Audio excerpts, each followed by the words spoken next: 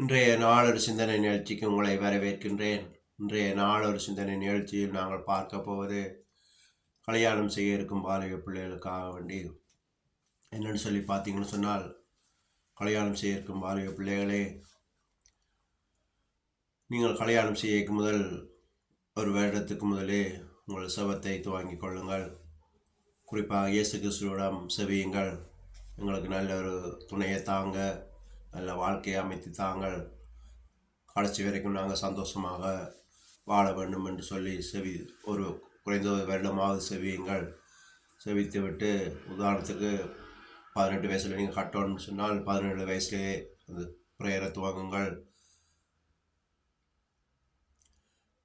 துவங்கி ஒரு வருஷம் செவியுங்கள். 19 வயசுலன்னு சொன்னால் 18 வயசுலேயே செவிக்க துவங்குங்கள். இப்படி ஒவ்வொரு வருடத்துக்கு முதலே நீங்கள் துவங்கி, இப்போ 20 வயசுலன்னு சொன்னால் 19 வயசுலேயே செவிக்க ஸ்டார்ட் பண்ணுங்கள். அப்படி நாங்கள் துவங்கி செபித்து பொறுமையாக இருந்து கடவுளிடம் கேட்டு விட்டு அதுக்கப்புறம் நாங்கள் வாழ்க்கையை அமைத்து கொண்டோம்னு சொன்னால் கடைசி வரைக்கும் நாங்கள் அந்த குடும்பத்தோடு சந்தோஷமாக சமாதானமாக வாழ முடியும்.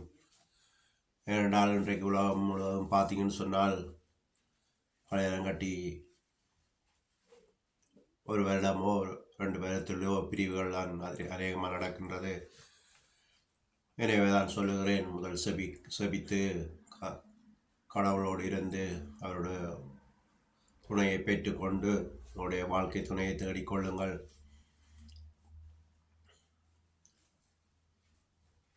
இப்படியாக நீங்கள் செபிக்கும் போது அவர் நல்ல வாழ்க்கையை அமைத்து தருவார்.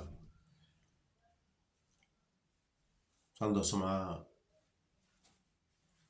நல்ல குடும்பமாக வாழுவீங்கள். நல்லதோர் குடும்பம் பல்கலைக்கழகம் என்று சொல்வார்கள். அதே மாதிரி நல்ல பரிசுத்தமான சந்ததியாக உங்களோட குடும்பம் வாழும்.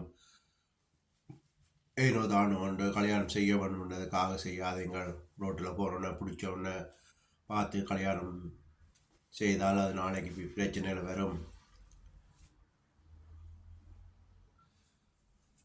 பார்த்தோன்னே காதல் விழுந்து கல்யாணத்துக்கு போனீங்கன்னு சொன்னால் நாளைக்கு சொல்லுவாங்க காதலுக்கு கண் இல்லைன்னு சொல்லி. அதனால் அது கல்யாணம் முடிந்து கொஞ்ச நாள்லேயே 1000 கண் இருக்குது. அதுக்கு ஒவ்வொன்றுக்கும் குறை கண்டுபிடித்து ஒவ்வொருக்கும் பிரச்சனைப்பட்டு குடும்பங்கள் சீரழிஞ்சு போகுது. இந்த காலத்தில் ஆண்களுக்கு பெண்களுக்கும் ஒத்து போகாத காலம்.